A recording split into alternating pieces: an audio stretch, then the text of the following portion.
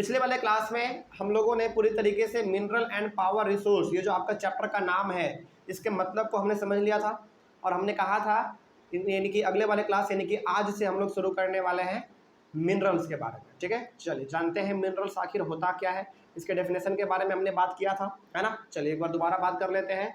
A naturally occurring substance that has a definite chemical composition is called a mineral. मतलब कि ऐसा कोई भी वस्तु जो कि नेचर के द्वारा बनाया गया हुआ हो, उसमें केमिकल का मात्रा क्या हो, बिल्कुल डिफिनिट हो यानी कि फिक्स हो, उसी को हम लोग कहेंगे मिनरल। ठीक है, आगे minerals are not found everywhere in the space. अब सवाल है कि क्या मिनरल हर जगह पे आपको मिलेगा क्या स्पेस में? क्या हर जगह पे मिनरल आपको मिलेगा? नहीं, मिनरल हर जगह पे नहीं मिलेगा आपको। मिनरल हर जगह पे आपको नहीं मिलेगा, किसी किसी जगह पर ही आपको मिलेगा। लेकिन अब सवाल है कि कहाँ कहाँ मिलेगा, इसके बारे में जान लेते हैं हम लोग। Minerals are found in a particular area और इन रॉक फॉर्मेशन। देखिए मिनरल्स आपको जहाँ मन तहाँ नहीं मिल जाएगा। मिनरल्स यदि आपको कहीं पर मिलेगा तो उसका एक खास जगह होगा, है ना। यानी कि ऐसा नहीं है कि हम लोग कहीं भी घूमते जा रहे हैं तो वहाँ पे आपको मिनरल मिल जाएगा, ऐसा नहीं है। मिनरल किसी खास जगह पर ही मिलेगा और साथ ही साथ मिनरल जो सबसे ज़्यादा यदि कहीं पे मिलता है आपको, वो मिलता है आपका रॉक फॉर्मेशन में। रॉक फॉर्मेशन का मतलब क्या हो गया? अच्छा, बहुत बड़ा बड़ा पहाड़ होता है, बहुत बड़ा बड़ा पहाड़, उसमें एकदम कितना हार्ड हार्ड रॉक होता है, पत्थर होता है, बड़ा बड़ा चट्टान होता है, उसके अंदर मिनरल बहुत ज़्यादा पाया जाता है, मिनरल्स बहुत ज़्यादा। ठीक है, तो मिनरल आपको हर जगह पे नहीं मिलेगा, लेकिन ऐसे हमारे कुछ खास जगह होते हैं जहाँ पे किसी खास प्रकार का मिनरल आपको मिल सकता है। और साथ ही साथ आपको कहाँ पे मिलेगा? रॉक फॉर्मेशन में मिलेगा, यानी कि पहाड़ों वाले इलाके में जहाँ पे पत्थर उत्थर ज़्यादा होते हैं ना, वहाँ पे आपको ज़्यादा मिलेगा मिनरल्स। उसके बाद some minerals are found in areas which are not easily accessible such as the Arctic ocean, bed and Antarctica. बहुत बार ऐसा होता है कि मिनरल ऐसे ऐसे जगह में पाया जाता है जहाँ पे कि पहुँचना बड़ा मुश्किल हो, यानी कि वहाँ पे मिनरल्स बहुत हैं, हमारे फायदे का मिनरल्स वहाँ पे बहुत है, लेकिन वहाँ पे पहुँचा ही नहीं जा सकता है। एग्जाम्पल के तौर पे देखिए आर्टिक ओशन। आर्टिक ओशन कितना गहरा है ना। आर्टिक ओशन के बारे में कभी आप पढ़िएगा, इसके बारे में आपको मालूम चलेगा।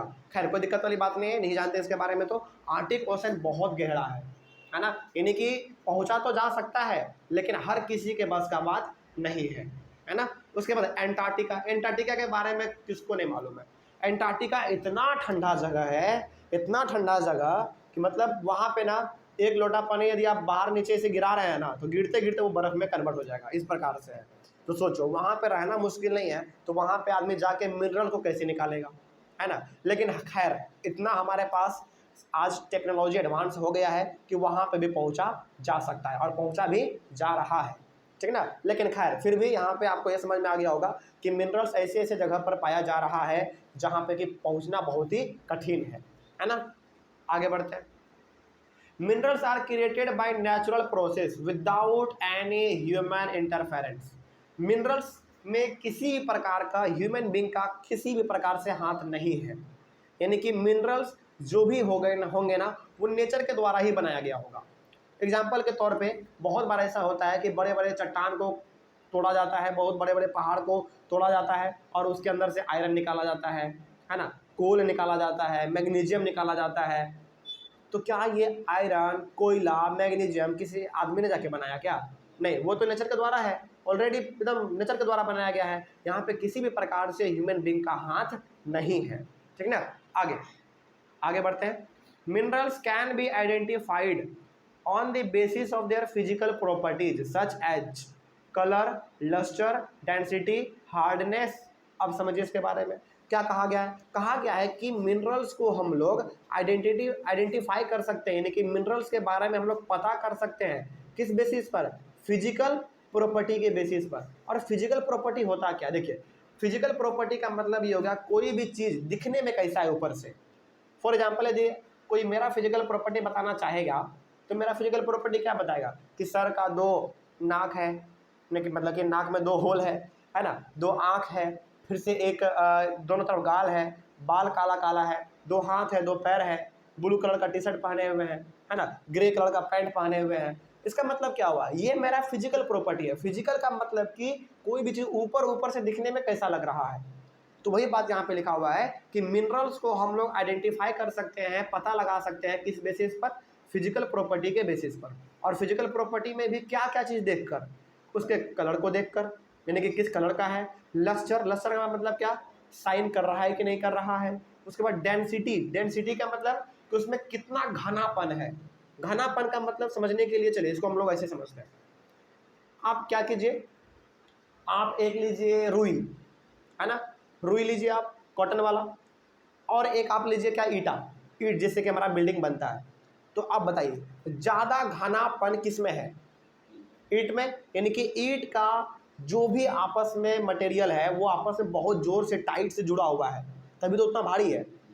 अच्छा, इसको ऐसे भी समझिए आप, जितना बड़ा आपका ईटा देखने में लग रहा है उतना ही बड़ा आप क्या ले लीजिए, कॉटन ले लीजिए। बताओ भारी कौन लगेगा, ईटा लगेगा। क्यों, क्योंकि उसके बीच में स्पेस बहुत कम है। ईटा के जो छोटे छोटे पार्टिकल्स होंगे, छोटे छोटे जो टुकड़े होंगे, उसमें स्पेस बहुत ही कम है। लेकिन रुई को आप देखेंगे ना, तो रुई में थोड़ा बहुत स्पेस होता है, खाली जगह होता है, आप उसको देखे भी होंगे, है ना। इसी को हम लोग कहते हैं डेंसिटी। डेंसिटी का मतलब होता है घनापन, घनत्व, मतलब कि ज़्यादा घना किसमें है, ज़्यादा सांकड़ा किसमें है, वही हो गया हमारा। उसके बाद हार्डनेस, हार्डनेस मतलब कौन ज़्यादा हार्ड है। इसके बेसिस पे भी हम लोग पता करते हैं कि मिनरल आपका कैसा होगा, यानी कि आइडेंटिफाई हम लोग करते हैं मिनरल को। और ये सारा का सारा प्रॉपर्टी कैसा कहलाएगा, फिजिकल प्रॉपर्टी कहलाएगा। तो फिजिकल प्रॉपर्टी के द्वारा भी हम लोग मिनरल्स को आइडेंटिफाई करते हैं। और दूसरा आपका है केमिकल प्रॉपर्टी। केमिकल प्रॉपर्टी में बेसिकली हम लोग क्या देखते हैं, सोल्यूबिलिटी देखते हैं। सोल्यूबिलिटी का मतलब ये हो गया कि कोई भी मिनरल पानी में जब हम उसको घोल रहे हैं तो वो पूरी तरीके से घुल जा रहा है कि नहीं घुल जा रहा है ना। इसी को हम लोग कहते हैं सोल्यूबिलिटी।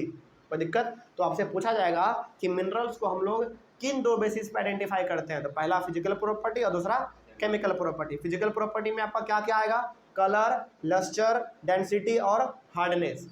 केमिकल प्रॉपर्टी में आपका क्या आएगा, सोल्यूबिलिटी, मतलब कि कोई भी मिनरल पानी में पूरी तरीके से घुल पा रहा है कि नहीं घुल पा रहा है, यही आपका कहलाएगा सोल्यूबिलिटी।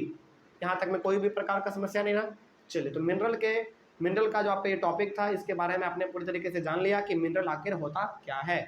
ठीक है, अगले वाले क्लास में हम लोग बात करेंगे टाइप्स ऑफ मिनरल्स के बारे में। यानी कि मिनरल्स तो आपने जान लिया कि नेचुरल या रिंग सबस्टेंस है, नेचर के द्वारा वो बनाया गया है, लेकिन कितने प्रकार के हैं, है ना, इसी के बारे में हम लोग बात करेंगे अपने अगले वाले क्लास में। Thank you very much.